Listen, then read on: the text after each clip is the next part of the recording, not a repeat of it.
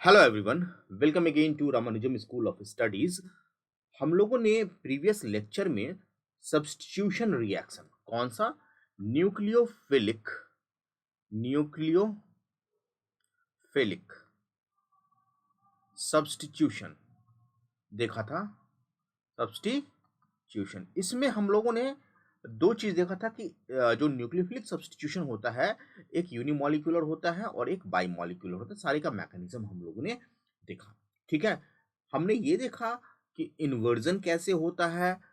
ठीक है, SN2 reaction में हमेशा इन्वर्जन क्यों होता है, SN1 रिएक्शन में कार्बोकेटाइन का फॉर्मेशन होता है, तो ये इन्वर्जन भी हो सकता है, रिटेंशन भी हो सकता है।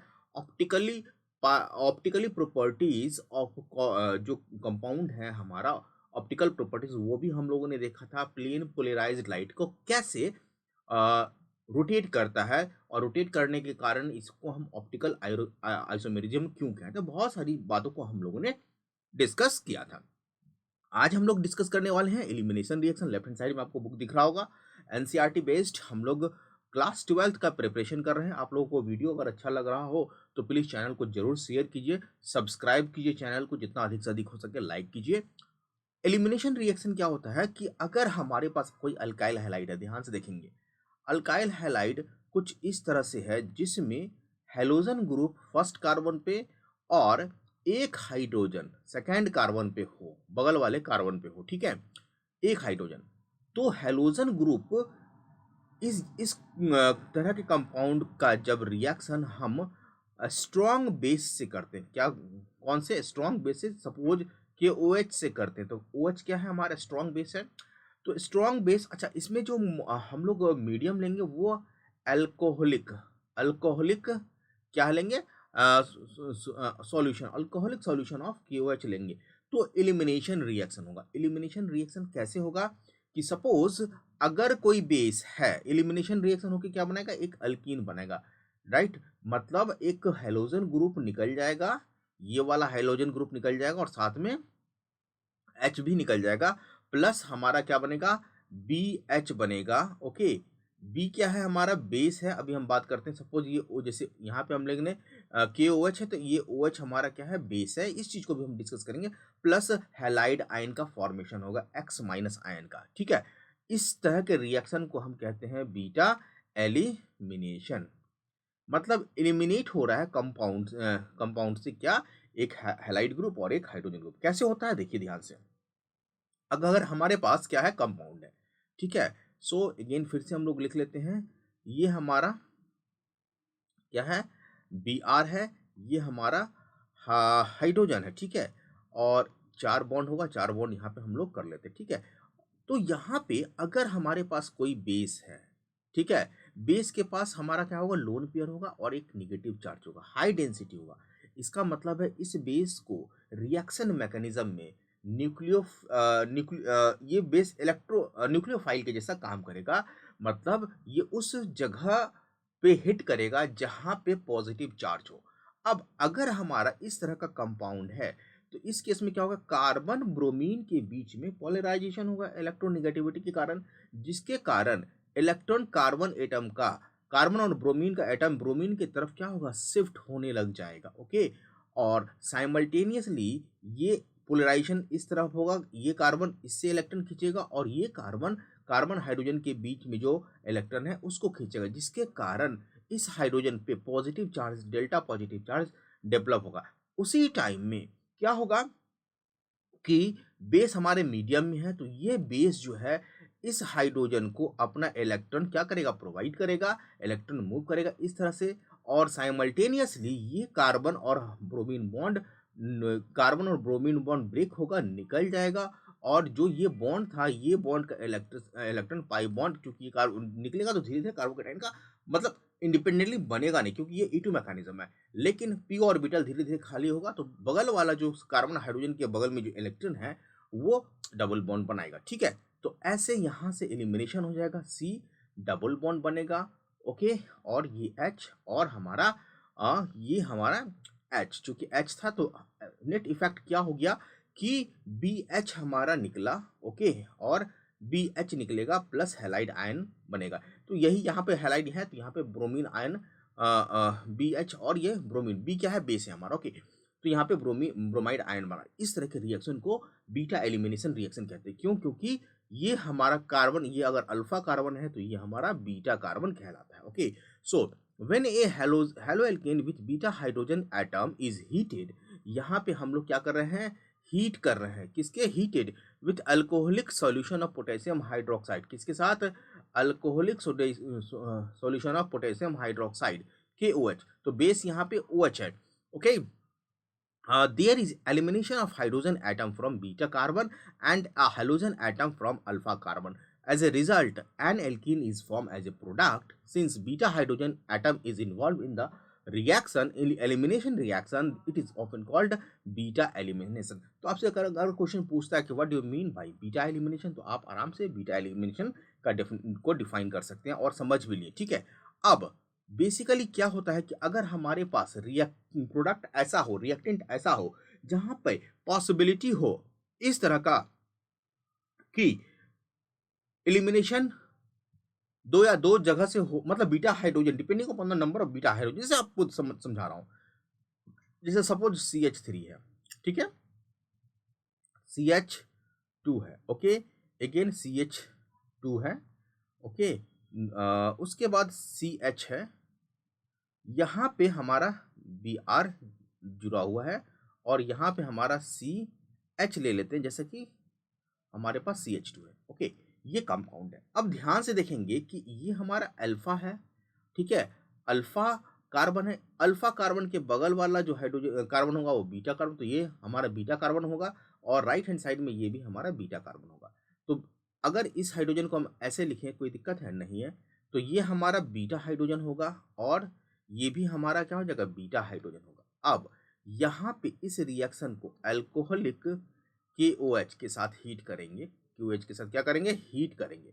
तो क्या होगा कि अल्फा वाले पार्ट से हमारा हैलाइड आयन निकलेगा और बीटा वाले पार्ट से क्या निकलेगा, हेलोजन आयन निकलेगा। सो प्रोडक्ट हमारे पास क्या बन सकता है, H3C single bond CH2, okay, single bond यहाँ पे CH, डबल बॉन्ड, क्योंकि यहाँ से इस हाइड्रोजन, ये हाइड्रोजन एलिमेंट होगा, this one is, so double bond और CH, यहाँ से बीटा एलिमिनेट होगा और ये हमारा CH3, एक प्रोडक्ट ये बन सकता है।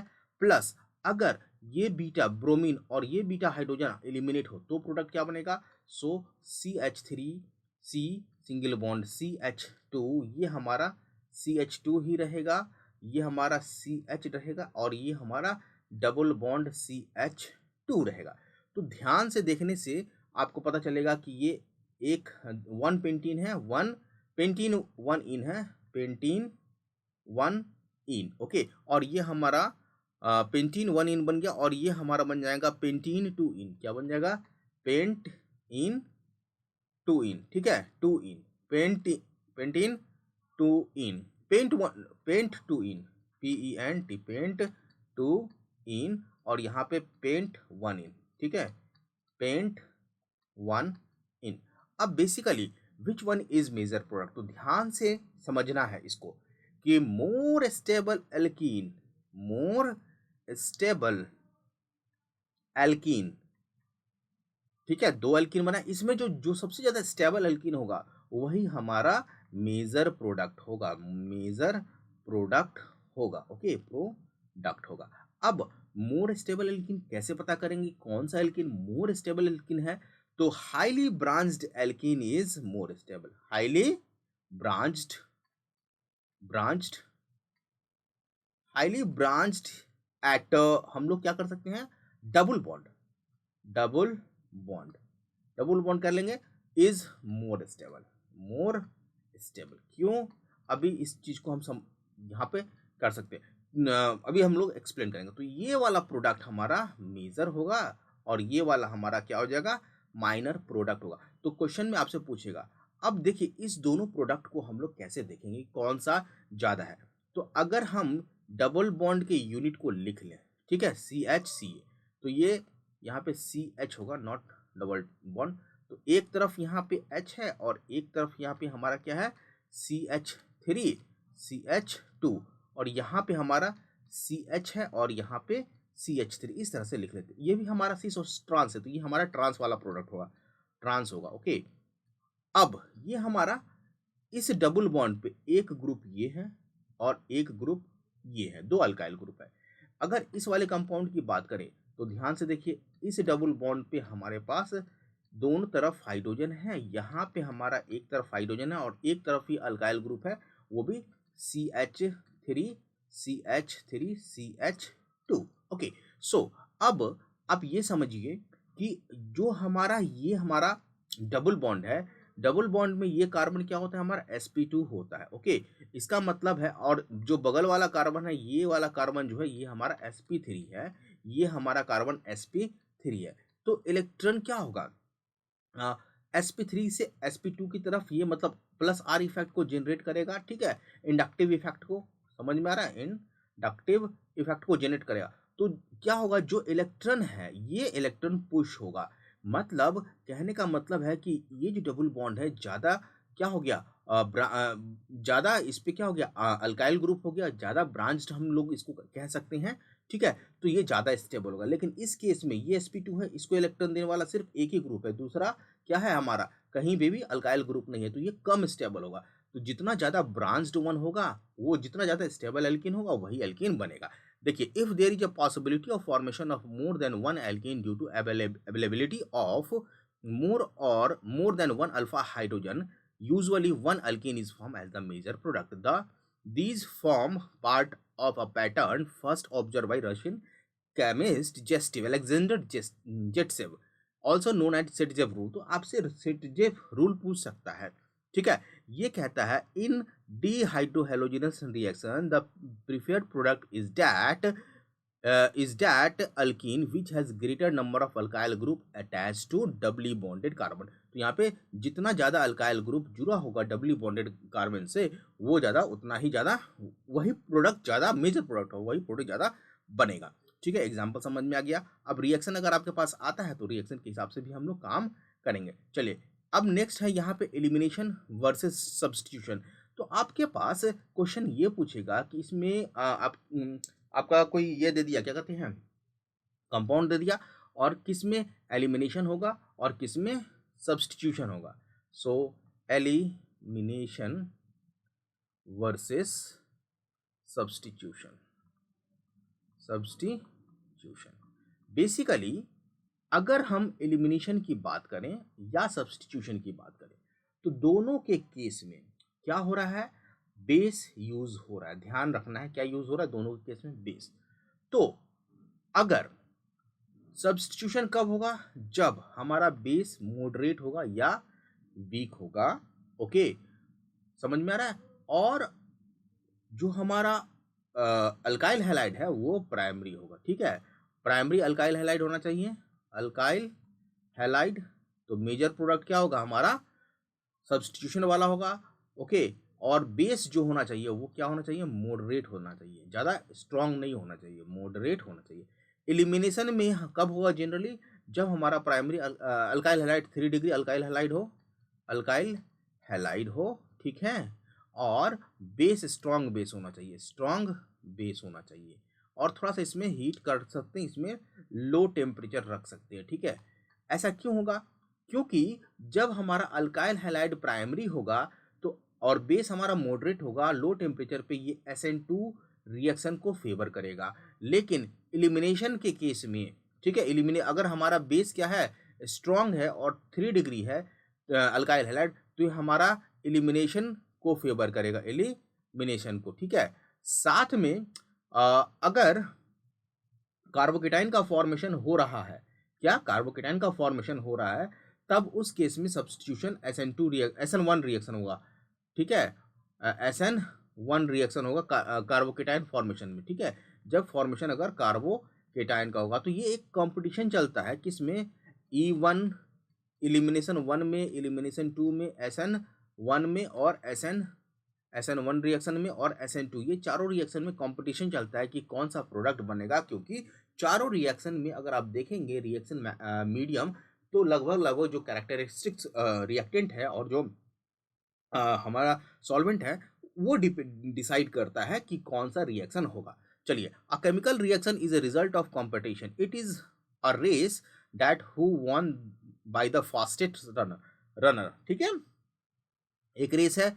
अब देखिए यहाँ पे एक collection of molecule tends to do by the large and easiest for them an alkyl halide with alpha hydrogen when reacted with a base और ए न्यूक्लियोफाइल। यहाँ पे क्या कर रहा है, बेस से भी कर सकता है या न्यूक्लियोफाइल, बेसिकली बेस और न्यूक्लियोफाइल दोनों अगर मोटा मोटी भाषा में समझा जाए तो एक ही चीज है, लेकिन काइनेटिक्स के हिसाब से दोनों अलग अलग है। न्यूक्लियोफाइल क्या होता है, न्यूक्लियोफिलिसिटी क्या होता है, रेट ऑफ रिएक्शन, ओके। और बेसिसिटी क्या होता है कि हाउ किस हिसाब से वो हमारा ये बेसिसिटी मतलब ये किस हिसाब से इलेक्ट्रॉन प्रोवाइड करता है। तो ये रेट का कॉन्सेप्ट है, ये थर्मोडायनामिक कॉन्सेप्ट है, लेकिन दोनों का काम एक ही है। विथ अ बेस और a nucleophile that has competing routes, substitution reaction S1 and S2 and elimination, which route will be taken up depend upon the nature of alkyl halide, strength and size of base, nucleophile reaction condition, जैसा कि हम लोगों ने अभी बात किया। Thus a bulkier nucleophile will preferred act as base। अगर nucleophile bulkier हो, ठीक है, तो ऑब्वियस सा बात है न्यूक्लियोफाइल अगर लार्ज हो, बल्कियर हो, बल्कियर, तो ये हमारा बेस के जैसा काम करेगा, न्यूक्लियोफाइल के जैसा काम नहीं करेगा। और बेस के जैसा काम करेगा तो एलिमिनेशन रिएक्शन को प्रिफेयर करेगा। अगर न्यूक्लियोफाइल छोटा हो तो ये ये हमारा न्यूक्लियोफाइल के जैसा काम करेगा, ठीक है, और ये SN2 रिएक्शन होगा, ओके।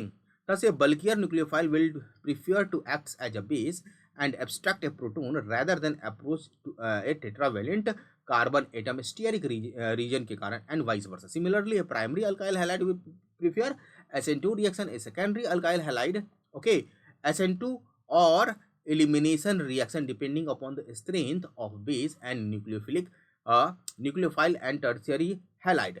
सिंपल सा बात है कि अगर प्राइमरी होगा तो SN2 रिएक्शन होगा, अगर टर्शियरी होगा और बेस ये है, स्ट्रॉन्ग बेस है, बल्कियर बेस है, तो एलिमिनेशन होगा, ठीक है, ध्यान में रखना। अगर कार्बोकेटाइन स्टेबल बन रहा है तब हमारा SN1 रिएक्शन होगा। SN1 और elimination depend upon the stability of carbocation और मोर सब्स्टिट्यूटेड एल्किन। तो ये सारा कंडीशन जो है आराम से आपको देखना होगा, और ये थोड़ा सा प्रैक्टिस अगर हम करेंगे ना क्वेश्चन पे, जब क्वेश्चन आएगा तो आपको सारा कुछ ये क्लियर हो जाएगा। चलिए आगे चलते हैं। अब है next reaction with metal, okay. Okay चलिए आगे चलते हैं, रिएक्शन विथ मेटल। तो मेटल यहाँ पे हमारा ग्रिग्नार्ड रिएजेंट की बात कर रहे हैं, ठीक है। तो reaction with metal, reaction with metal. So most organic chloride, bromide और आयोडाइड। अगर बात करें क्लोराइड की बात करें तो मान लेते हैं CH3CH2Br, ब्रोमाइड ले लिया, ठीक है, या फिर क्लोराइड या iodide react with certain metal to give compound containing carbon metal bond. तो जो अल्काइल हैलाइड है अगर मेटल से रिएक्टेंट करेगा तो उसमें हमारा बॉन्ड बनेगा कार्बन और मेटल का, ठीक है, कार्बन और मेटल का बॉन्ड। अगर कार्बन मेटल का बॉन्ड बनता है तो ऐसे कंपाउंड को हम कहते हैं ऑर्गेनोमेटेलिक कंपाउंड, ऑर्गेनोमेटेलिक टैलिक कंपाउंड, कंपाउंड। तो आप डेफिनेशन लिख सकते हैं, most organic chloride, bromide and iodide react with certain metal to give compound containing carbon metal bond. Such compound are known as organometallic compound. An important class of organometallic compound is discovered by Victor Grignard in 1900 is alkyl magnesium halide. It is RMgX. यहाँ पे X क्या हो सकता है, bromine हो सकता है, chlorine हो सकता है। चलिए देखते हैं। Where this is called Grignard reagent, इसको क्या कहते हैं, ग्रिग्नार्ड रीजन कहते हैं। The reagent are obtain by reaction, कैसे बनेगा, तो अगर हमारे पास ब्रोमाइड है CH3CH2Br है, इसका रिएक्शन हम मैग्नीशियम के साथ, और यहाँ पे ये चीज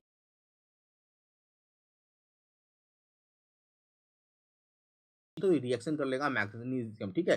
तो CH3CH2MgBr।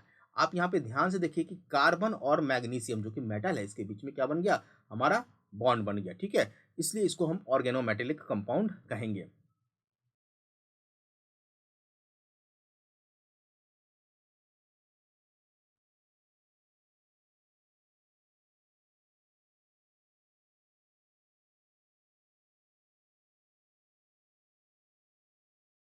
ये मेटल है, डेल्टा प्लस चार्ज होगा, कार्बन पे डेल्टा माइनस चार्ज होगा और ब्रोमीन पे डेल्टा माइनस, इलेक्ट्रोनेगेटिव है तो डेल्टा माइनस चार्ज होगा। तो जो RMgx बनेगा जब इसको हाइड्रोलाइज करेंगे किसके साथ, वाटर के साथ अगर हाइड्रोलाइज करेंगे तो हमारा RCH2H बन जाएगा और ये हमारा MgOH बन के निकल जाएगा। तो दो स्टेप होगा, आपको ध्यान में रखना कि पहले तो हम लोग मैग्नीशियम या मेटल से रिएक्शन करवाएंगे, ग्रिग्नार्ड रिएजेंट बनाएंगे, ड्राई ईथर में ध्यान रखना है, मॉइस्चर नहीं रखना है वहाँ पे, और उसके बाद हाइड्रोलिसिस करवाएंगे, तब जाके हमारे पास क्या बन जाएगा, एल्केन बन जाएगा। ठीक है, तो RMgx is converted to alkane.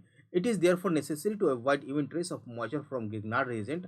तो यहाँ पे ये साफ साफ लिख रहा है कि Grignard reagent are highly reactive and react with any source of proton. कहीं से भी अगर इसको प्रोटोन मिलेगा तो ये ग्रिग्नार्ड रिएजेंट उससे उससे रिएक्ट कर लेगा, और रिएक्ट कर इसलिए यहाँ पे हम ड्राई ईथर रखते हैं। ठीक है, नॉन प्रोटोनिक मतलब प्रोटिक सॉल्वेंट, अगर कहीं से भी प्रोटोन मिलेगा तो ग्रिग्नार्ड रिएजेंट से रिएक्शन कर लेगा। इवन वाटर भी प्रोटीन का सोर्स, इसका क्या नाम है, प्रोटोन का सोर्स है, अल्कोहल भी प्रोटोन का सोर्स है, एमीन भी प्रोटोन का सोर्स है। तो इन सभी से ग्रिग्नार्ड रिएजेंट क्या करेगा, रिएक्शन कर लेगा and sufficiently acidic to convert them into the hydrocarbon. तो ये हाइड्रोकार्बन में कन्वर्ट हो जाएगा। सो प्रोटोन के सोर्स को ग्रिग्नार्ड रिएजेंट बनाने के लिए हमें प्रोटोन के सोर्स में प्रोटिक सॉल्वेंट हमको यूज नहीं करना है। ओके, तो ये चीज हो गया। अब दूसरा है हमारा वुर्ज रिएक्शन। वुर्ज रिएक्शन क्या होता है बेटा, कि अल्काइल हैलाइड, ठीक है, alkyl halide react with sodium in a dry ether. अगर हम अल्काइल हैलाइड ले लें CH3Cl ले लिए, इसका रिएक्शन हम किसके साथ कराएंगे, सोडियम के साथ, या इन ड्राई ईथर। तो अगेन यहाँ पे इन ड्राई ईथर, ठीक है, सोडियम के साथ ड्राई ईथर करेंगे। तो बेसिकली दो मॉलिक्यूल ऑफ CH3Cl अगर हम ड्राई ईथर में रखें तो हमारे पास क्या होगा, CH3 दोनों जुड़ जाएगा और NaX बनाएगा, सोडियम हैलाइड बनाएगा। इस रिएक्शन को हम क्या कहेंगे, वुर्ज रिएक्शन। क्या कहेंगे, WURTZ, वुर्ज रिएक्शन। इस चीज को आपको याद रखना है, ठीक है, और ये बार बार आपसे पूछा जाएगा। ओके, अब रिएक्शन ऑफ हेलोएरिन्स। अब हेलोएरिन्स की अगर हम बात करते हैं ना तो बहुत कुछ आपको अभी लगभग 20-25 वीडियो बनेगा, मतलब पूरे इसमें हम देखें तो लगभग महीना निकल जाएगा करते करते। फिर भी हम लोग काफ़ी हद तक ऑर्गेनिक केमिस्ट्री पे कमांड कर सकते हैं, जिससे हम आराम से एग्जामिनेशन दे सकें, अच्छे नंबर आ सकते हैं। ठीक है, अभी भी टाइम बहुत कम नहीं है, हम कर सकते हैं। सो रिएक्शन ऑफ हेलोएरिन्स की बात करते हैं तो पहला है न्यूक्लियोफिलिक सब्स्टिट्यूशन। ठीक है, यहाँ पे समझना है कुछ कॉन्सेप्ट। पहला एक्सरसाइज जो चैप्टर है थोड़ा सा टाइम लगेगा, बाद में ये धीरे धीरे ईजी हो जाएगा। सो न्यूक्लियोफिलिक सब्स्टिट्यूशन किसमें हम देख रहे हैं, हेलोरीन में। सो अर्राइल हैलाइड की बात कर रहे थे, यहाँ पे अर्राइल क्लोराइड है, ध्यान से देखेंगे एक बार समझ में आ जाएगा। ठीक है, so this is Cl। Okay, Cl पे कितना है, हमारा 3 लोन पेयर है, और ये हमारा अल्टरनेट रेजोनेंस स्टेबलाइज हो जाएगा। कैसे, अभी देखें, अल्टरनेट बॉन्ड है। सो अगर हम देखें तो क्लोरीन का काम दो है, एक इलेक्ट्रोनिगेटिविटी है, इलेक्ट्रोनिगेटिविटी के कारण क्लोरीन क्या करेगा, क्लोरीन जो है इलेक्ट्रॉन को खींचेगा अपने तरफ। ठीक है, दूसरा लोन पेयर है, तो ये इंडक्टिव इफेक्ट के कारण क्या होगा, इलेक्ट्रॉन डेंसिटी कम होगा, इलेक्ट्रॉन डेंसिटी क्या होगा, डेंसिटी डिक्रीज हुआ, किसमें, इन रिंग। ओके, अब ध्यान में समझना, इलेक्ट्रोनिगेटिविटी प्रॉपर्टीज के कारण। लेकिन जो ये हमारा इलेक्ट्रॉन को अपने तरफ खींचेगा, लेकिन ये जो लोन पेयर है, चूंकि ये पॉजिटिव चार्ज आएगा पाई बॉन्ड में, तो यहाँ पे क्या होगा कि ये बॉन्ड यहाँ पे शिफ्ट हो जाएगा। चलिए यहाँ पे देखते हैं सही से, अल्टरनेट बॉन्ड करके देख लेते हैं, समझ में आ जाएगा। सो C 1 2 3, ठीक है, ये बॉन्ड यहाँ शिफ्ट होगा, तो ये डबल बॉन्ड का यहाँ पे शिफ्ट हो जाएगा। और ये डायनामिक होता है, ऐसा नहीं है कि आप इसको आइसोलेट कर सकते हैं, नहीं, ये आइसोलेट नहीं होगा।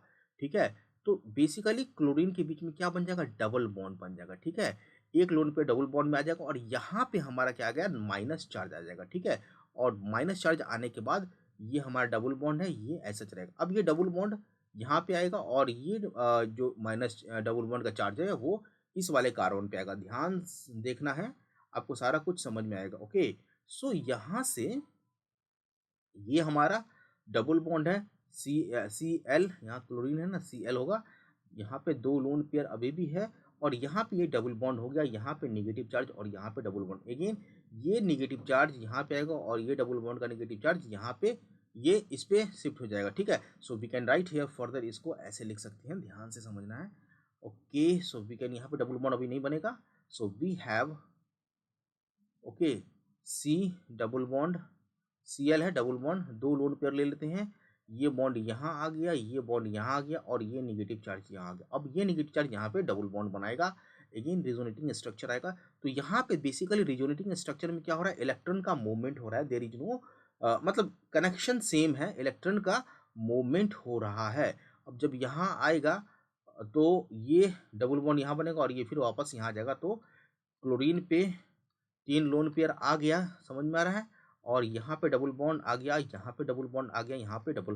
कहने का मतलब है कि क्लोरीन के ये इलेक्ट्रॉन डेंसिटी किसके कारण, इलेक्ट्रोनेगेटिविटी के कारण क्लोरीन रिंग से इलेक्ट्रॉन तो निकालेगा, फिर भी जो हमारा लोन पेयर है वो प्रोवाइड होगा रिजोनेंस स्ट्रक्चर के थ्रू, और वो जो प्रोवाइड होगा वो हमारा 2 पोजीशन पे ज़्यादा इलेक्ट्रॉन डेंसिटी देखने को मिलता है कि बढ़ेगा। कौन कौन सा, एक ये वाला पोजीशन है जिसको हम ऑर्थो पोजीशन कहते हैं, और ये वाला पोजीशन है जिसको पैरा पोजीशन कहते हैं। क्या कहते हैं, पैरा पोजीशन। तो आप यहाँ पे देखेंगे कि ऑर्थो पोजीशन पे इलेक्ट्रॉन डेंसिटी बढ़ गया और पैरा पोजीशन पे भी इलेक्ट्रॉन डेंसिटी बढ़ गया। तो इसीलिए ये कहा जाता है कि इलेक्ट्रॉन जो क्लोरीन जो है हमारा इलेक्ट्रोनेगेटिविटी है, ये डीएक्टिवेट करेगा रिंग को, लेकिन इलेक्ट्रॉन डेंसिटी ज़्यादा होगा। इलेक्ट्रॉन डेंसिटी कहाँ पे बढ़ाएगा, डीएक्टिवेट करेगा, लेकिन कम डीएक्टिवेट करेगा कहाँ पे, ऑर्थो पे और पैरा पोजीशन पे, ड्यू टू रिजोनेंस स्टेबलाइजेशन। एक तो ये, दूसरा इस रिजोनेंस स्टेबलाइजेशन के कारण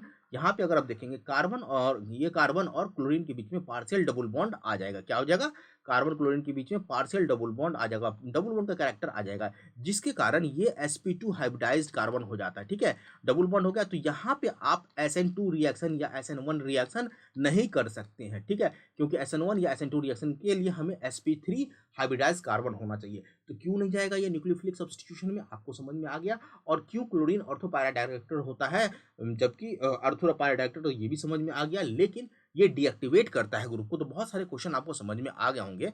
सो in halogen the electron pair of halogen atom are in conjugation with pi electron of the ring and following resonating structure as possible. Carbon chlorine bond acquire a partial double bond character due to resonance. As a result, the bond cleavage in haloarine is difficult than haloalkene and therefore they are less reactive towards nucleophilic substitution. तो nucleophilic substitution नहीं होगा। यहाँ पे difference in the hybridization of the carbon atom in CX bond की बात कर लिया, तो यहाँ पे अगर बेंजीन रिंग के साथ जुड़ा हुआ है तो यहाँ पे sp2 हाइब्रिडाइज्ड कार्बन है, और sp2 हाइब्रिडाइज्ड कार्बन के कारण कार्बन कार्बन डबल बॉन्ड आएगा, और ये कार्बन कार्बन का डबल बॉन्ड क्या होगा, sp3 हाइब्रिडाइज्ड कार्बन से क्या होगा, छोटा होगा और ज़्यादा स्ट्रॉन्ग होगा, ज़्यादा एनर्जी लगेगा। तो इसलिए ये substitution reaction nucleophilic substitution hello nucleophilic substitution less reactive होता है, ठीक है। उसके बाद इनस्टेबिलिटी ऑफ फिनाइल केटाइन। तो अगर यहाँ पे फिनाइल केटाइन बनता है SN1 रिएक्शन के हिसाब से, तो वो भी ज़्यादा इनस्टेबल होगा, क्योंकि जब भी फिनाइल केटाइन बनेगा तो सेल्फ आयोनाइजेशन के कारण क्या होगा, रिजोनेंस का स्टेबलाइजेशन एनर्जी खत्म हो जाएगा, रिजोनेंस खत्म हो जाएगा, ठीक है। तो फिनाइल केटाइन भी नहीं बनेगा। ओके, तीसरा, because of the possible repulsion it is likely to be electron rich nucleophile are approach electron. मतलब इलेक्ट्रॉन डेंसिटी ऊपर भी है नीचे भी है, तो किसी भी न्यूक्लियोफाइल को इलेक्ट्रोफाइल को अंदर की ओर नहीं आने देगा, क्योंकि ये रिपल्सन क्रिएट करेगा। ओके, सो कौन सा रिएक्शन करेगा फिर, अगर ये न्यूक्लियोफिलिक सब्स्टिट्यूशन नहीं कर रहा है, न्यूक्लियोफिलिक SN2 रिएक्शन नहीं कर रहा है, SN1 रिएक्शन नहीं कर रहा है, या कार्बोकेटाइन भी नहीं बना रहा है, तो कौन सा रिएक्शन करेगा। तो देखते हैं आगे आने वाला क्लास में सब कुछ पता चलेगा कि कैसे ये इलेक्ट्रोफिलिक होता है यहाँ पे, और कैसे होता है वो भी समझिएगा, इलेक्ट्रोफिलिक सब्स्टिट्यूशन रिएक्शन होता है। बहरहाल यहाँ पे हमें देखना है रिप्लेसमेंट बाय हाइड्रोक्साइल ग्रुप, कैसे कैसे हाइड्रोक्साइल ग्रुप रिप्लेस कर रहा है। अब इस रिएक्शन को हमको ध्यान रखना है। सो अगर हमारे पास अल्काइल हैलाइड है, सपोज क्लोरोबेंजीन, ठीक है, और इन सभी का मैकेनिज्म आने वाले क्लास में जब हम लोग पढ़ेंगे सभी को समझ में आ जाएगा। क्लोरोबेंजीन ये Cl है, क्लोरोबेंजीन का ये है, ठीक है। क्लोरोबेंजीन का अगर हम रिएक्शन, ये याद रखना है आपको, क्योंकि मैकेनिज्म सब जो है आगे वाले क्लास में देखेंगे क्यों होता है। NaOH के साथ सोडियम हाइड्रोक्साइड के साथ रिएक्शन कराते हैं और साथ में यहाँ पे देखिए, यहाँ पे 623 kelvin temperature is very high और साथ में एटमॉस्फेयर भी बहुत ज़्यादा है, 300 एटमॉस्फेयर है, ठीक है। और दूसरा हाइड्रोलिसिस करते हैं प्रोटिक सॉल्वेंट में H+ में, तो सिंपल सा जो क्लोरोबेंजीन का Cl ग्रुप है वो OH ग्रुप से कन्वर्ट हो जाता है। बेंजीन में हम बेंजीन रिंग अब लिखते हैं, बार बार डबल बॉन्ड लिखने में बहुत ही प्रॉब्लम होगी, सो फिनॉल में बन जाएगा, ठीक है। ओके, अब the presence of electron withdrawing group, अगर इसमें ध्यान से देखिए कि अगर यहाँ पे हमने इसमें क्या किया, ये Cl है और इसमें हम NO2 यहाँ पे ऑर्थो पोजीशन पे, सॉरी पैरा पोजीशन पे जो है, तो ये NO2 क्या है, इलेक्ट्रॉन विथड्रॉइंग ग्रुप है, इलेक्ट्रॉन विथड्रॉइंग ग्रुप, और इलेक्ट्रॉन रिलीजिंग ग्रुप हुआ, तो ये क्या करेगा, इलेक्ट्रॉन विथड्रॉइंग ग्रुप इलेक्ट्रॉन को क्या करेगा, रिंग से खींच लेगा, तो जिसके कारण रिएक्टिविटी कहाँ से ज़्यादा खींचेगा, ऑर्थो और पैरा पोजीशन पे। तो जब भी प्रेजेंस ऑफ ये होगा तो उसकी रिएक्टिविटी ज़्यादा खींचेगा तो जल्दी से रिप्लेस होगा। So we can write here NaOH, समझ में आएगा, रेट ऑफ रिएक्शन ज़्यादा हो जाएगा 443। अब देखिए प्रेजेंस ऑफ NO2 ग्रुप क्या हुआ, उसके कारण हमारा टेम्परेचर क्या होगा, डाउन हो गया, ठीक है। सो 443 डिग्री सेल्सियस पे ही हमारा क्या होगा, मतलब रिएक्टिविटी बढ़ जाएगा, ये ध्यान रखना है। सो ये हमारा OH हो जाएगा NaOH, ठीक है।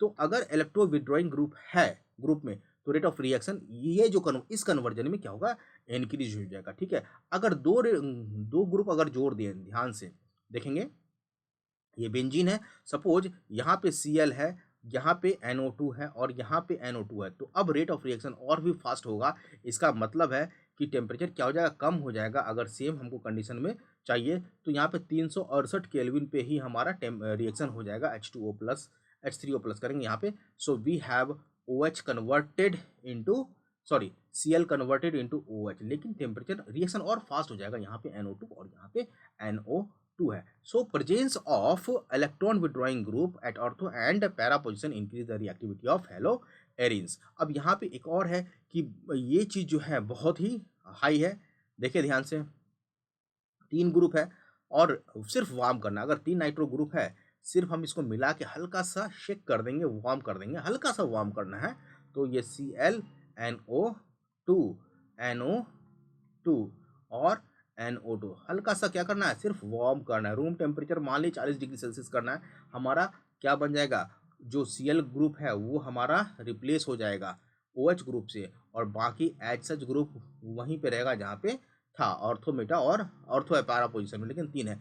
तो ये क्या है, परजेज इलेक्ट्रॉन डेंसिटी को, NO2 ग्रुप इलेक्ट्रॉन डेंसिटी को बहुत ही क्या कर देगा, कम कर देगा। ओके, नाउ यहाँ पे है कि द इफेक्ट ऑफ प्रोनाउंस्ड, ध्यान समझेंगे, effect is pronounced when NO2 group is at ortho and para position, however there is no effect on reactivity on the haloarenes is observed by the presence of electron group at meta position। तो कहने का मतलब है ortho और para position पे ही reaction जो है fast होता है, मेटा पोजीशन पे कोई भी फास्ट नहीं होगा। रीजन क्या है, रीजन अब समझिए, रीजन अब समझिए।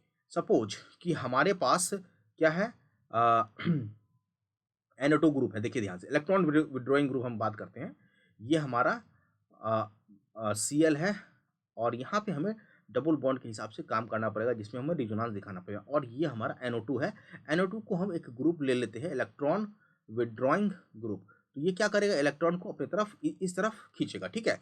अब यहाँ से सपोज कि HOH- अटैक कर रहा है, ठीक है, और ये कौन सा है, ये पैरा पोजीशन पे है, क्या है, पैरा पोजीशन पे OH- अटैक कर रहा है, OH- अटैक कर रहा है पैरा पोजीशन, तो ये कहाँ अटैक करेगा, यहाँ पे इस कार्बन पे। अब इस कार्बन पे अगर जुड़ेगा तो ये बॉन्ड क्या होगा, टूटेगा, चलो जी, और ये बॉन्ड टूटेगा तो ये इलेक्ट्रॉन कहाँ शिफ्ट हो जाएगा, यहाँ पे। सो वी हैव, ध्यान से समझेंगे, ध्यान से देखेंगे मैकेनिज्म में, ये Cl हो गया, ओके, Cl इधर हो गया, OH इधर हो गया, ठीक है, और ये निगेटिव चार्ज कहाँ जाएगा, यहाँ पे आ जाएगा निगेटिव चार्ज, बॉन्ड हमारा यहाँ पे है और यहाँ पे, तो निगेटिव चार्ज कहाँ पे आ गया, ऑर्थो पोजीशन पे, ठीक है, और ऑर्थो पोजीशन से ज़्यादा इलेक्ट्रॉन को ये खींच पाएगा, और यहाँ पे हम NO2 दे देते हैं, नाइट्रोजन ग्रुप। अब अगेन यहाँ से अगर ये चीज़ इस पे आएगा तो ये हमारा यहाँ आ जाएगा, तो अगेन हमारा जो रिजोनेंस होगा वो हमारा क्या होगा, कुछ इस तरह से डबल बॉन्ड यहाँ, यहाँ OH, यहाँ Cl, ओके। और यहाँ पे नेगेटिव चार्ज, इसी पे हमारा यहाँ पे लिख लेते हैं ऊपर, चलिए समझ में आ गया, नेगेटिव चार्ज, और इसी पे हमारा क्या है, NO2 ग्रुप जुड़ा हुआ और ये डबल बॉन्ड। अब ये हमारा कहाँ जाएगा, यहाँ जाएगा। तो रिजोनेंस स्ट्रक्चर में हमारे पास अगेन क्या होगा, ये बहुत एनसीईआरटी वाला जो है ना, यहाँ पे नेगेटिव चार्ज आ जाएगा, ये डबल बॉन्ड हो जाएगा, ठीक है, ये डबल बॉन्ड आ जाएगा, ओके। और यहाँ पे नेगेटिव चार्ज ये इधर आएगा, तो ये यहाँ शिफ्ट कर जाएगा, नेगेटिव चार्ज आ जाएगा। और दिस वन यहाँ पे Cl और यहाँ पे OH और NO2। अब ये फिर वापस यहाँ आएगा, तो ये क्लोराइड निकल जाएगा। सो वी हैव, ये रिजोनेटिंग स्ट्रक्चर बन जाएगा। स्ट्रक्चर ध्यान से देखिए, जो रिजोनेटिंग स्ट्रक्चर, जो चार्ज आया वो ऑर्थो और मेटा पोजिशन, ऑर्थो और पैरा पोजिशन पे आ रहा है, और बाकी रेजोनेंस का जो एनर्जी है फिर से रीस्टोर हो गया, डेट इज OH और NO2। तो इसका मतलब ये है कि अगर ऑर्थो पे हो, पैरा पे हो, तो ये ज़्यादा रिजोनेंस स्टेबलाइजेशन होगा। लेकिन यही चीज़ अगर ऑर्थो मेटा पे हो, तो मेटा पे भी सेम केस रहेगा। जो नेगेटिव चार्ज है यहाँ पे मेटा अटैक में देखिए यहाँ पे आया, ठीक है, नेगेटिव चार्ज, फिर पैरा पोजीशन पे आया, फिर मेटा पे पोजीशन, ऑर्थो पोजीशन पे आया। अगर ऑर्थो पे अटैक हुआ तो ऑर्थो और पैरा पोजीशन पे नेगेटिव चार्ज होगा। लेकिन अगर मेटा पोजीशन पे होता है, देखिए ध्यान से, मेटा पोजीशन पे अगर NO2 ग्रुप है, तो नेगेटिव चार्ज कहाँ आएगा, ऑर्थो पे और पैरा पे। लेकिन ग्रुप कहाँ है, NO2 में है। NO2 में होने के कारण NO2 क्या है हमारा, ऑर्थो पैरा मेटा डायरेक्टर है। तो मेटा डायरेक्टर होने के कारण, मतलब मेटा डायरेक्टर मतलब इलेक्ट्रॉन को खींचेगा कहाँ से, मेटा ग्रुप से ज़्यादा खींचेगा, ऑर्थो बारो से कम खींचेगा। तो इलेक्ट्रॉन को ये खींच नहीं पाएगा, ओके। क्योंकि मेटा पे हमारा क्या हुआ, देखिए इलेक्ट्रॉन यहाँ पे ये चीज़ समझिए पहले, कि जो पोजीशन है यहाँ से आपको समझ में आएगा। ये जो पोजीशन है, अगर हम EWG रखें, तो ये हमारा कोई पोजीशन है, सपोज ये हमारा Cl है, तो ये हमारा ऑर्थो है, और ये हमारा मेटा है, और ये हमारा क्या है, पारा है। अब ये अगर खींचने वाला ग्रुप है, तो ये खींचेगा तो जरूर इलेक्ट्रॉन, कहाँ से, बेंजीन रिंग से, और तीनों पोजीशन से खींचेगा। लेकिन सबसे ज्यादा कौन से पोजीशन से खींचेगा, मेटा वाले पोजीशन से खींचेगा, ओके। सबसे कम अगर EWG है, EW इलेक्ट्रॉन विड्रॉइंग ग्रुप, तो मेटा पोजीशन सबसे ज्यादा खींचेगा, ऑर्थो एंड पैरा पोजीशन से सबसे कम खींचेगा। तो ऑर्थो पैरा पोजीशन पे इलेक्ट्रॉन डेंसिटी ज्यादा होगा, ठीक है, रेजोनेंस स्टेबलाइजेशन होगा, आराम से वो निकाल सकता है। और पैरा पे भी अगर इलेक्ट्रॉन EWG है, तो तब भी वो ग्रुप जो है वो मेटा पोजीशन से ज़्यादा खींचेगा। तो थोड़ा सा ये प्रैक्टिस करने के बाद ही आपको अच्छा से समझ में आएगा। अब यहाँ पे तीनों हैं, आप एक बार तीनों को एक दो बार लिख के देख लीजिए, ठीक है। अब यहाँ पे क्वेश्चन क्या कर रहा है ये देखिए, can you think why NO2 does group show its effect only at ortho and para position and not at meta position. तो क्वेश्चन यहाँ पे बुक में गिवन है, तो आप इसको जरूर याद कर लीजिएगा, पेपर में आ सकता है। अब देखिए आंसर क्या है, as shown, the presence of nitro group at ortho and para position withdraw the electron density from benzene ring and thus facilitate the attack of nucleophile on haloarine. The carbanion thus form is stabilized by through resonance, जैसा कि हम लोगों ने देखा। The negative charge appear at ortho and para position with respect to halogen substituent is stabilized by NO2 group, while in case of meta nitrobenzene, none of the resonating structure bear negative charge on the carbon atom bearing NO2 group. Therefore, the presence of nitro group at meta position does not stabilize the negative charge and no effect on the reactivity is observed by the presence of NO2 group at meta position. तो आपको resonance stabilization का दिखाना है, और ring में इस तरह से मूवमेंट ऑफ इलेक्ट्रॉन दिखाना है, और यहाँ पे ये दिखाना है कि नाइट्रो ग्रुप स्टेबलाइज करता है इलेक्ट्रॉन डेंसिटी को, कहाँ पे, ऑर्थो और पैरा पोजीशन पे, ठीक है। तो ये हो गया, आगे चलते हैं। 39 काफी लंबा, देखिए ऑर्गेनिक केमिस्ट्री में एक्सप्लेनेशन बहुत ज्यादा है, ओके। सो इलेक्ट्रोफिलिक सब्स्टिट्यूशन रिएक्शन की बात करते हैं हम। तो न्यूक्लियोफिलिक नहीं होगा, इलेक्ट्रोफिलिक सब्स्टिट्यूशन रिएक्शन। अब देखिए कुछ ग्रुप होते हैं जो कि बेंजीन रिंग को इलेक्ट्रॉन प्रोवाइड करेंगे। जो बेंजीन इलेक्ट्रॉन रिलीजिंग ग्रुप क्या होगा, इलेक्ट्रॉन रिलीजिंग ग्रुप, ठीक है। ये क्या होगा, ये increase the electron density of benzene ring, electron density of benzene ring. Benzene ring के इलेक्ट्रॉन डेंसिटी को क्या करेगा, बढ़ा देगा। एट कहाँ ज्यादा बढ़ाएगा, at ortho and para position, ठीक है, ऑर्थो और पैरा पोजीशन। दूसरा इसको हम ERG कहते हैं बेसिकली। दूसरा होता है इलेक्ट्रॉन विथड्रॉइंग ग्रुप, ठीक है। अब यहां पे ये समझिए कि इलेक्ट्रॉन विथड्रॉइंग ग्रुप क्या करेगा, डिक्रीज करेगा इलेक्ट्रॉन डेंसिटी डिक्रीज करेगा, तो रेट क्या होगा, डिक्रीज हो जाएगा। यहाँ पे इलेक्ट्रॉन डेंसिटी इंक्रीज होगा तो रेट क्या होगा, इंक्रीज हो जाएगा, ठीक है। और ये कहाँ करेगा, डिक्रीज तो करेगा, लेकिन सबसे ज्यादा डिक्रीज कहाँ करेगा, ऑर्थो पैरा पे। इसका मतलब ये है कि सबसे ज्यादा जो इलेक्ट्रॉन मिलेगा वो मिलेगा मेटा पोजीशन पे, ठीक है।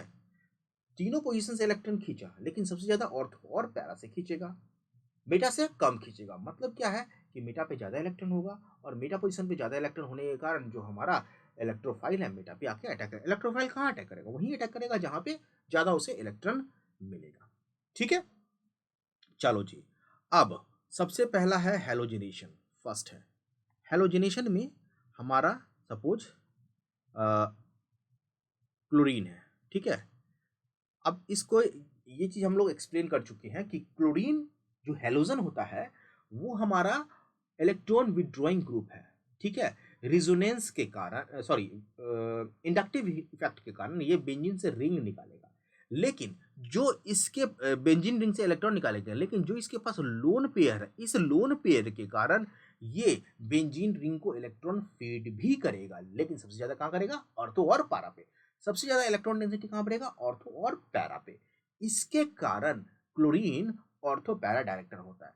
तो अगर हम इसका रिएक्शन क्लोरोबेंजीन का क्लोरीन के या FeBr3 के साथ करा, या बेंजीन का, यहाँ पे हम लोग लिखेंगे एनहाइड्रस FeCl3। मैकेनिज्म जब यहाँ पे देखने को मिलेगा, जब करने को मिलेगा तो करेंगे, तो दो प्रोडक्ट मिलेगा, एक हमारा पारा पे जाएगा और एक हमारा Cl तो पहले से है, Cl का सब्सटीट्यूशन होगा पैरा पे, और एक हमारा कहाँ जाएगा, एक हमारा अगेन Cl का सब्सटीट्यूशन ऑर्थो पे जाएगा। अब यहाँ पे आपको ध्यान रखना है कि पैरा वाला पोजीशन हमारा मेजर प्रोडक्ट होगा एज कंपेयर टू ऑर्थो वाला, ठीक है। मेटा भी बनेगा, ऐसा बात नहीं कि मीठा नहीं बनेगा, मेटा भी बनेगा, प्लस मेटा भी लिख देते हैं, लेकिन ये ट्रेस में बनेगा, बहुत ही कम में बनेगा। Cl मेटा भी बनेगा बट वेरी लो। अगर ये मान लीजिए 55% है सपोज, तो ये हमारा कितना होगा, मान लीजिए 40% है, तो ये हमारा 5% होगा, ठीक है। रीजन यही है, ओके। ये चीज क्लियर हो गया। क्योंकि अच्छा, ये मेजर क्यों होगा पैरा पोजीशन में, क्योंकि ये बल्क ग्रुप क्या है, जितना ज्यादा दूर रहेगा सेपरेशन इलेक्ट्रॉन का उतना ही ज्यादा दूर रहेगा, जिससे कि रिपल्सन कम होगा, एनर्जी कम रहेगा। अगर बगल में रहेगा तो इलेक्ट्रॉन एक दूसरे को रिपेल करेगा, जिससे कि इलेक्ट्रोपोटेंशियल एनर्जी बढ़ जाएगा, तो ये कम स्टेबलाइज होगा, okay. Ortho position is less stabilize, okay. Now nitration की बात कर रहे हैं। अब आपको क्या करना है, रिएक्शन जल्दी जल्दी लिखना है। नाइट्रेशन के केस में अगर हम Cl है और यहाँ पे हम HNO3 नाइट्रिक एसिड ले लिया, HNO3, और इसका रिएक्शन कंसंट्रेटेड H2SO4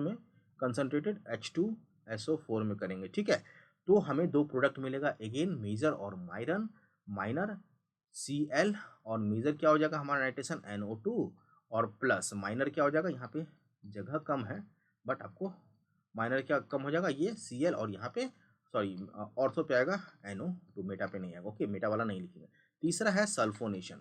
रिएक्शन में क्या क्या यूज हो रहा है आपको ये देखना है, ठीक है। सल्फोनेशन, सल्फोनेशन में अगर हम बात करें कि क्लोरोबेंजीन है, ओके, सो Cl है। सल्फोनेशन में हमें कंसन ऐसे यहाँ तो मैकेनिज्म में सिर्फ कंसंट्रेशन H2SO4 दिया, तो आपको कंसंट्रेटेड H2SO4 ही लिखना है एनसीईआरटी में, कंसंट्रेटेड H2SO4 हो गया, ठीक है।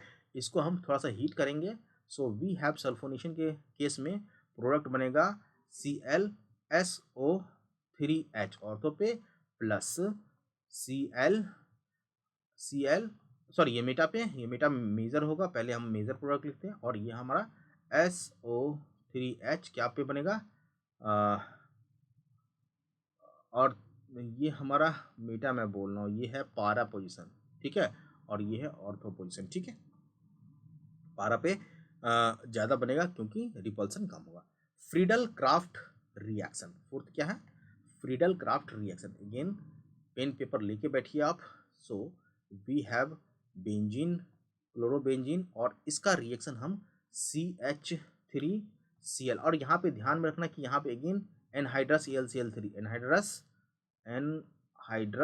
AlCl3, ये AlCl3 लेविस एसिड के जैसा काम करेगा। तो बेसिकली यहाँ पे हमारा अल्काइलेशन हो जाएगा, क्या होगा, फ्रीडल क्राफ्ट अल्काइल ग्रुप जुड़ जाएगा, और कहाँ जुड़ेगा, अगेन पहले तो हमारा मेजर प्रोडक्ट में पैरा पे जुटेगा, डेट इज CH3, ये हमारा मेजर प्रोडक्ट होगा, और माइनर प्रोडक्ट में हम लोग लिखेंगे Cl, ऑर्थो पे ये अल्काइलेशन हो गया, ठीक है। इसको हम फ्रीडल क्राफ्ट रिएक्शन कहते हैं, इसका मैकेनिज्म आने वाले टाइम में हम लोग देखेंगे।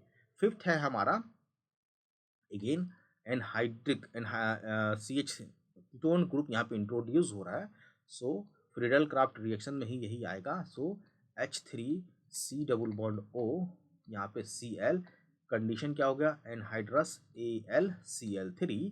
तो बेसिकली क्या होगा कि ये वाला कार्बन जो है, ये वाला कार्बन यहाँ पे इस ऑर्थो और पैरा पे जाके अटैच होगा। चलिए पैरा पे अटैच करते हैं पहले, क्योंकि बल्कि के ग्रुप में मेजर प्रोडक्ट पहले लिखना है Cl, सो C double bond O CH3, ये हमारा पैरा पे आ जाएगा मेजर प्रोडक्ट, और माइनर प्रोडक्ट में हमारा जो आएगा Cl और C double bond O CH3, ठीक है। तो ये हमारा क्या हो गया, फ्रीडल क्राफ्ट रिएक्शन हो गया। आगे भी हम लोग चलेंगे, एग्जाम्पल 10.9 देख लेते हैं।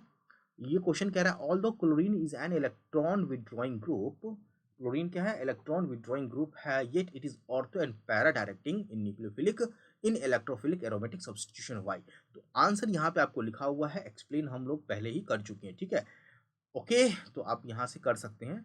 नेक्स्ट है हमारा वुर्ज फिटिंग रिएक्शन, मेटल के साथ वुर्ज फिटिंग रिएक्शन। तीसरा है reaction with metal, reaction with metal. तो पहला है वुर्ज, वुर्ज वाला रिएक्शन हम लोग किए हैं ना, वुर्ज फिटिंग रिएक्शन, फिटिंग रिएक्शन। तो अगेन यहाँ पे अल्काइल हैलाइड है, सॉरी अराइल हैलाइड है, अराइल हैलाइड, वहाँ पे अल्काइल हैलाइड था वुर्ज रिएक्शन में, would fitting sodium plus RX।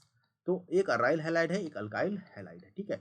दोनों ईथर के प्रेजेंस में, मतलब ईथर में क्या करेगा, जुड़ जाएगा।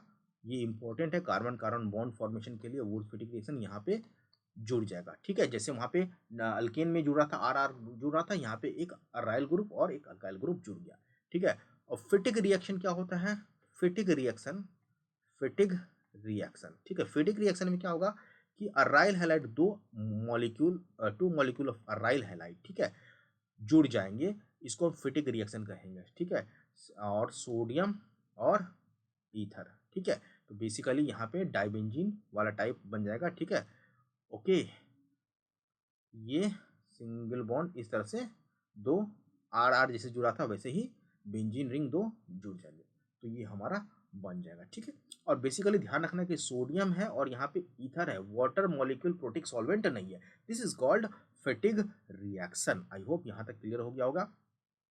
अब इंटेक्स्ट क्वेश्चन है, चलिए क्वेश्चन नंबर 10.7 इंटेक्स्ट क्वेश्चन है कि 10.7 में कुछ क्वेश्चन पूछ रहा है, 8 है, 10.9 में प्रिंट द प्रोडक्ट कह रहा है। तो इन सभी चीज़ को हम लोग नेक्स्ट लेक्चर में करेंगे, ये क्वेश्चन करेंगे, और इसके बाद ये तो 2 लेक्चर और बचेगा, एक लेक्चर में हम इसको कंप्लीट करेंगे और आधा इसका जो एक्सरसाइज वाले क्वेश्चन है उसको कंप्लीट करेंगे, और नेक्स्ट लेक्चर में एक्सरसाइज के पूरे क्वेश्चन को कंप्लीट कर लेंगे। तो नेक्स्ट लेक्चर में हम लोग ये करेंगे। तो आज के लिए इतना ही रखते हैं। प्लीज़ चैनल को ज़रूर शेयर कीजिए, एग्ज़ामिनेशन का टाइम है, पूरा वीडियो देखिए, समझ में आएगा। आज के लिए इतना ही रखते हैं। Have a nice day. जय हिंद।